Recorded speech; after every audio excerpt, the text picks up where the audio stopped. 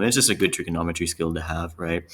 So they give us a angle in radians, right? And they're basically asking us what is the value of tan of that angle. So recall that tan is simply going to be sine over cosine, right? So we just need to figure out the sine and cosine of this angle 92 pi over 3. And if we know that there are 2 pi radians in one revolution of the unit circle, right, we can kind of figure out how many revolutions around the unit circle we're going to, and then based off of that, figure out the sine and the cosine, right? So let's just start by figuring out the number of revolutions. So to do that, we'll just do 92 pi over 3, and then we're going to divide it by 2 pi. So that's the same thing as multiplying it by 1 over 2 pi, right? And then our pi's cancel out, and we will be left with 92 over 6, right? And we can simplify this. So 2 times 46, and then we can have on the bottom 2 times 3. So 2's cancel out, and then 46 over 3.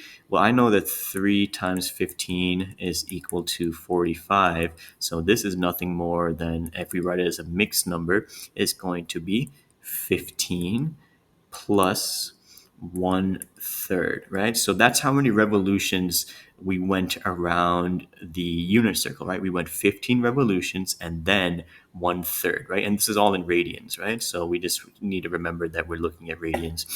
So now I'm actually going to bring up a picture of the unit circle, and we are going to see where 1/3 pi is. So here is our chart of the unit circle.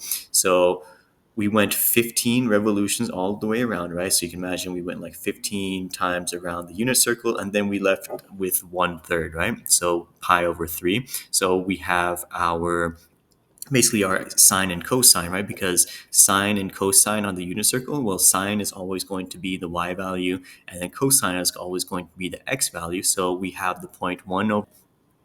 All we got to do then is do sine over cosine, right? So what was our sine? Our point was then 1/2 root 3 over 2, and we just got to put the y over the x, right? Because sine is always y, cosine is always x. So then we just divide root 3 over 2, and then divide by 1/2. That's the same as timesing it by 2. So then we are left with our answer of root 3. So D is the answer. And remember, the answer key is wrong on this question. So if you're looking at the answer and you're trying to understand it from the answer key, for some reason they just simplified wrong. So